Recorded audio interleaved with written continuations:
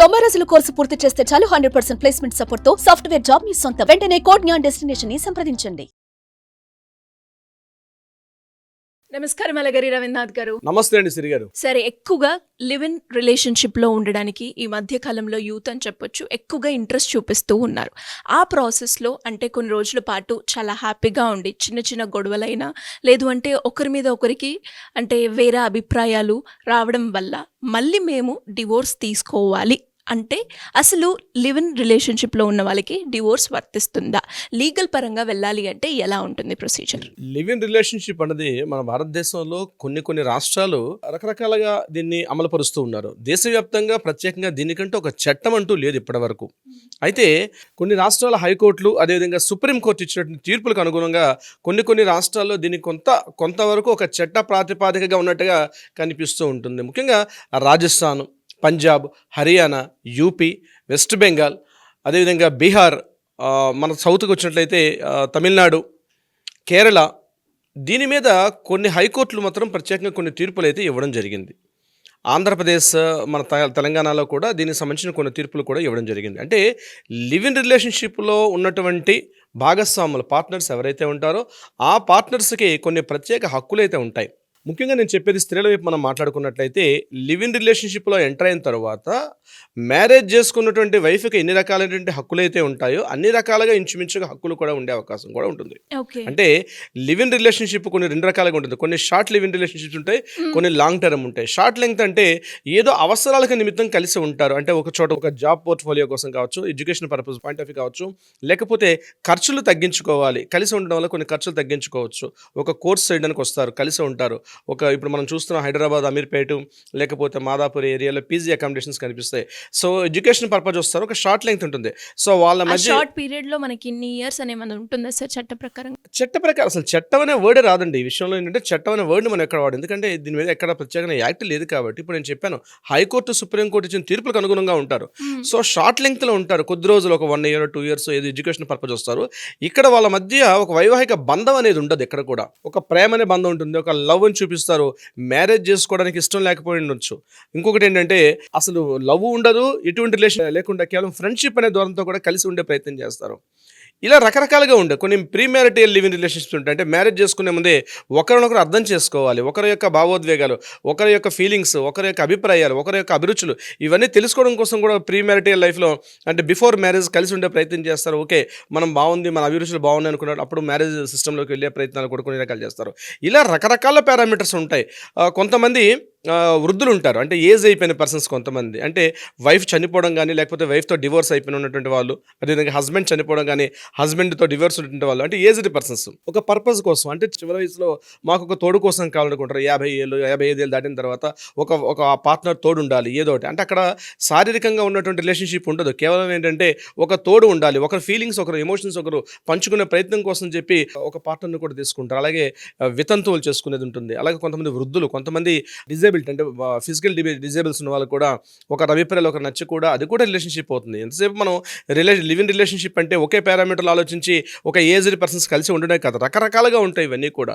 అయితే వీటన్నిటికి కూడా లివ్ ఇన్ రిలేషన్షిప్లు ఎంటర్ అయ్యేటప్పుడు డెఫినెట్గా ఈ వైఫ్ ఎవరంటే ఈ లివ్ ఇన్ రిలేషన్షిప్లో కో పార్ట్నర్ ఎవరైతే ఉన్నారో, ముఖ్యంగా లేడీస్ నేను చెప్తున్నాను, వాళ్ళకి కొన్ని ప్రత్యేక హక్కులు ఏంటంటే వీళ్ళు కూడా డొమెస్టిక్ వైలెన్స్ యాక్ట్ ఉంది, 2005 డొమెస్టిక్ వైలెన్స్ కూడా వీళ్ళ మీద కూడా ఇంప్లిమెంట్ అవుతుంది. అంటే ఆ సందర్భంలో అతని మీద కొట్టినా, తిట్టినా, అబ్యూజ్గా, మెంటల్ అబ్యూజ్ చేసిన, ఫిజికల్గా అబ్యూజ్ చేసిన, ఫినాన్షియల్గా అబ్యూజ్ చేసిన, ఇటువంటి కమిట్మెంట్స్లో అంటే ఒక జాయింట్ పార్ట్నర్షిప్లు ఉంటారు, కంపెనీలు పెట్టి ఫినాన్షియల్ అబ్యూజ్ చేసిన, ఎటువంటి రకాలు చేసినప్పుడు కూడా డొమెస్టిక్ వైలెన్స్ అనేది అప్లై అవుతుంది. సార్ కొన్ని సందర్భాల్లో లివ్ ఇన్ రిలేషన్షిప్లో ఉన్నప్పుడు అంటే ఇద్దరు కలిసి పిల్లల్ని కనడం కూడా మనం చూస్తూ ఉంటాం. ఆ సందర్భంలో అంటే ఎలా ఉంటుంది సార్ లీగల్ పరంగా మనం చూసుకుంటే? లివ్ ఇన్ రిలేషన్షిప్లో ఉండి కూడా పిల్లల్ని కన్నప్పుడు వాళ్ళకు కూడా లెజిటిమేట్ పిల్లలు అవుతారు. అంటే లీగల్గా వాళ్ళకు కూడా ఈ తండ్రి ఇతనే అవుతాడు. బర్త్ సర్టిఫికేట్స్లో కానీ లేకపోతే ఆధార్ కార్డ్స్లో కూడా హస్బెండ్ అంటే ఫాదర్గా ఇతని పేరే నమోదు చేస్తారు.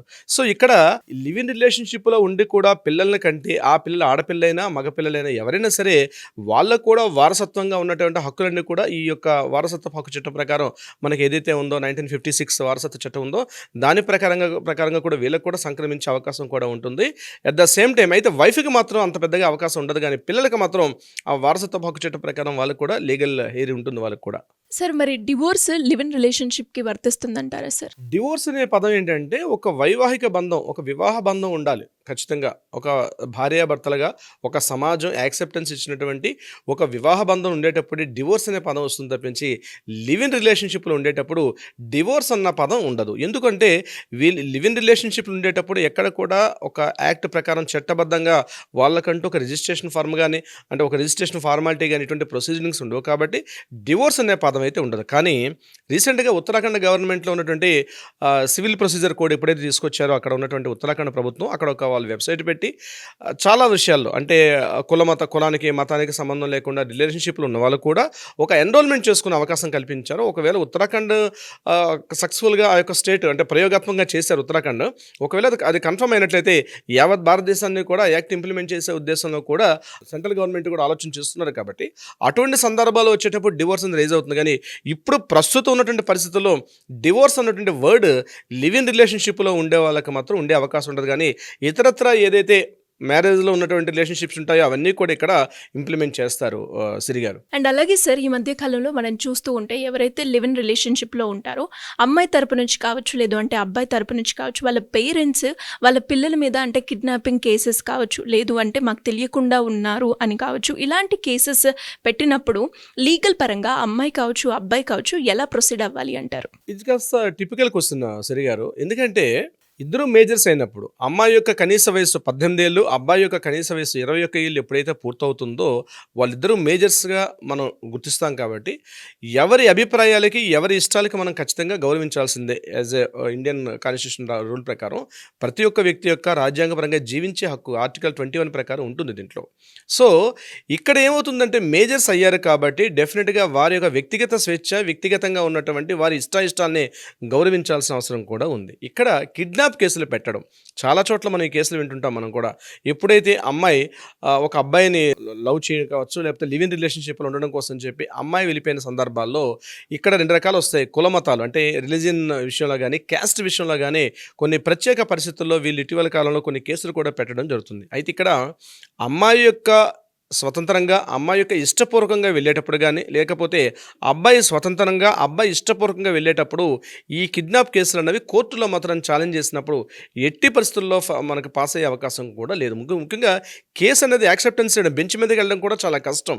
కిడ్నాప్ కేసు అంటే ఈ సంఘటన కాకుండా ఇతరత్ర దీని మీద ఏమైనా లింకప్ చేసుకుంటూ పెడతారు తప్పించి కేవలం పలానా అబ్బాయితోటి మా అమ్మాయి వెళ్ళిపోయిందని అమ్మాయి యొక్క పేరెంట్స్ కానీ, లేకపోతే మా అబ్బాయి ఇట్లా పలానా అమ్మాయిని ట్రాప్ చేసుకుంటూ వెళ్ళారని చెప్పి ఆ విషయంలో వెళ్ళడం కానీ ఎట్టి పరిస్థితుల్లో కూడా లీగల్గా అయితే అవకాశం లేదు. కానీ వాళ్ళు లివ్ ఇన్ రిలేషన్షిప్కి వెళ్తున్నారా లేకపోతే వాళ్ళు మ్యారేజ్ చేసుకుంటారా that is secondary part. But ఎప్పుడైతే ఈ రకంగా వెళ్ళారో కోర్టుల వరకు చాలా వరకు ఏంటంటే ఈ కనీస వివాహ వయసు వచ్చింది కాబట్టి వ్యక్తిగతంగా జీవించే హక్కు అందే ప్రధానంగా ఇంపార్టెంట్. కాబట్టి వీటి మీద కిడ్నాప్ కేసులు పెడితే మాత్రం ఎట్టి పరిస్థితుల్లో కూడా చలామణిలోకి వెళ్ళే అవకాశం అయితే ఉండదండి సిరి గారు. సార్ మరి ఎవరికైనా కూడా ఇంకా ఈ లివింగ్ రిలేషన్షిప్ గురించి డీటెయిలింగ్గా కావాలి అనుకుంటే మిమ్మల్ని అప్రోచ్ అవ్వాలి అంటే ఎలా ఉంటుంది sir procedure? Live in relationship మీద డెఫినెట్గా నేను చెప్పేది ఏంటంటే ఈ యొక్క వేదిక ద్వారా నేను చెప్పడం, ప్రతి ఒక్కరు కూడా లివ్ ఇన్ రిలేషన్షిప్లో ఆపోజిట్ జెండర్తో మీరు ట్రావెల్ చేస్తునేటప్పుడు వారి వ్యక్తిగత ఇష్టాయిష్టాలను కూడా గౌరవించడం ఇంపార్టెంట్, వారి యొక్క అభిరుచులను కూడా ఇంపార్టెంట్. కానీ ఇక్కడ గుర్తుపెట్టుకోవాల్సింది before going to the live in relationship, అది మ్యారేజ్ అయినా లివ్ ఇన్ రిలేషన్షిప్ అయినా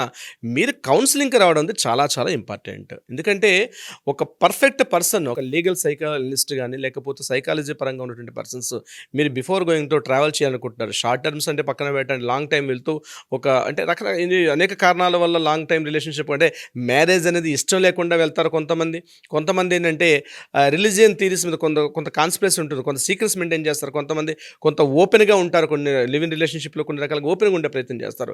ఏదేమైనప్పటికీ కూడా before entering in the relationship, ముఖ్యంగా లివ్ ఇన్ రిలేషన్షిప్లో కౌన్సిలింగ్ అనేది చాలా చాలా ఇంపార్టెంట్, ఒక అండర్స్టాండింగ్ ఇంపార్టెంట్. ఒకరి వ్యక్తిగత ఇష్టాలని మరొకరు గౌరవించుకున్నంతకాలం ఎటువంటి అభిప్రాయ భేదాలు కూడా ఉండవు. ఎప్పుడైతే ఒకరి ఇష్టాల్లోకి ఎంటర్ అవుతారో అప్పుడు మాత్రం డెఫినెట్గా మీరు ఇబ్బందులు పడే అవకాశం ఉంటుంది. ఆ రిలేషన్షిప్ కూడా ఎక్కువ కాలం ట్రావెల్ చేసే అవకాశం కూడా ఉంది. ఎవరి వ్యక్తిగత ఇష్టాలు వారికి వారు ఉంటాయి, కానీ మీ బియాండ్ లిమిట్స్ మీరు దాటి వారి యొక్క వ్యక్తిగత విషయాల్లోకి మీరు వెళ్ళినప్పుడే, ఎందుకంటే ఈరోజు లేడీస్ కూడా ఈరోజు స్వతంత్రంగా సంపాదించుకుంటున్నారు, ఆర్థికంగా నిలబడుతున్నారు. కానీ ఒక ఆపోజిట్ పార్ట్నర్ అవసరం కాబట్టి సొసైటీలో నిలబడాలి, రకరకాల కారణాల వల్ల అవసరం కాబట్టి ఉంటారు. So before counselling important. దీనికి సంబంధించి ఏమైనా డౌట్స్ ఉంటే కింద స్క్రోల్ అవుతున్న నెంబర్ని ఇమీడియట్గా కాంటాక్ట్ చేయండి.